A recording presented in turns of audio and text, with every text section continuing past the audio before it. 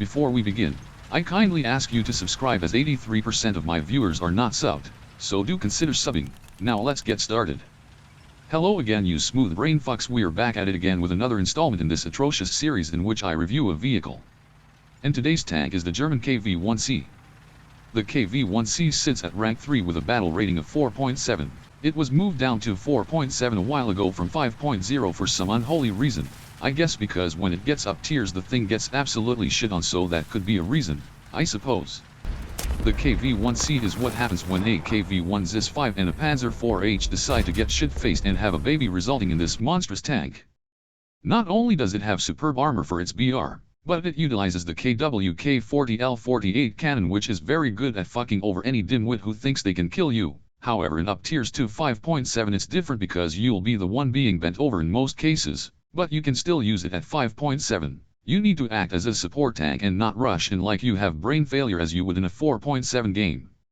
Speaking of armor, as I mentioned previously, it is the hull of a KV-1Z5 but with a turret from another KV-1 model mounted with a KW-K40 and a cupola about as fat as your grandma, which represents a large fuck-off target to anybody with a brain cell. The turret is 102mm cast and is trolley because reasons. The mantelet is really weak with it being 50mm in the middle portion, but with weird overlapping plates at the top and bottom. The hull if angled will bounce everything but the strongest AP rounds found at 4.7 to 5.7 except British APDS that will chew right through you.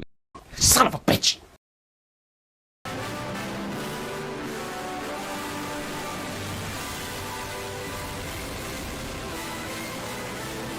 So will Russian guns like the 85 and 122. Much like the Tiger, the 1C must be angled to ensure best possible outcome favoring you. Also, wiggling your tank after firing will help in potential bounces. Another thing you can do is expose some side armor at an angle to trick dumbasses into thinking they can kill you when in fact you have managed to fool said opponent into wasting a shot.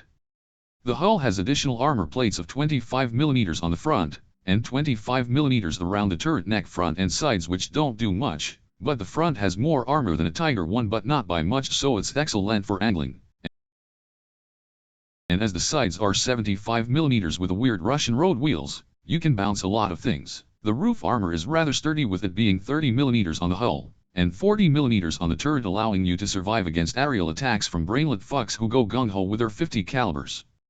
The lower front plate is also well protected, so aiming for that unless you have a powerful cannon, it's a no-go. However, the hull MG port is a large fuck-off weak spot much like the Camo Schemes, so shooting for that is viable even if it's at an angle as the casing is only 35mm. As for more in-depth info on the gun, with a stock crew you have a 7.6 second reload, same as the Panzer IV-H, which isn't too bad for 4.7, and with an ace crew it can go down to 5.9 seconds. The cannon can depress to -6 and elevate to +25 degrees. Stock you have an atrocious 8.4 degree per second turret rotation, but ace you have an 12 degree a second rotation speed.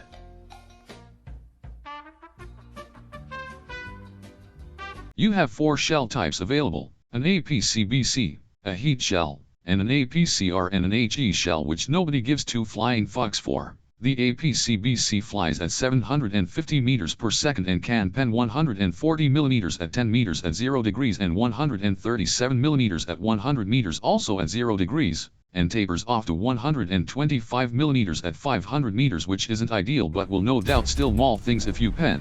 And speaking of that, it has 29 grams of TNT equivalent, which means you can one-shot a lot of things with ease, and the heat has 80 millimeters of pen at all ranges, which flies at 450 meters a second. The other 2 shells are garbage, just like the German war effort in 1945. Maneuverability can be described as mediocre off-road, and decent on paved surfaces. It can reach 34 km per hour off-road with relative ease, although acceleration upon start is poor but irons out once it gets to speed, same as on road speeds, but handling is better during turns and whatnot. The crossbred KV-1 has a poor reverse speed of -6 km per hour, which doesn't allow for you to retreat out of situations where you done fuck up. Some main fuckers to look out for in combat are SU-85, IS-2, Centurion 1s, French Schemes, ARL-44, and the American 76mm Schemes, to name a few. All the things mentioned above have powerful guns strong enough to crack you open like I do to alcoholic beverages after finishing my high school finals. This is where the original script fuckered up, so let's redo this. Recommended ammo load is 30 rounds of Panzergranate 39 and 5 of the HLGR-38B heat shells to fuck over AA cars and any bastard stupid enough to be in an ASU-57. I've had most luck with this ammo load, but if you want, feel free to reduce it to 30 rounds by removing 5 of the APCBCs. A major downside to this tank is the fact that it only has 2 Camo Schemes.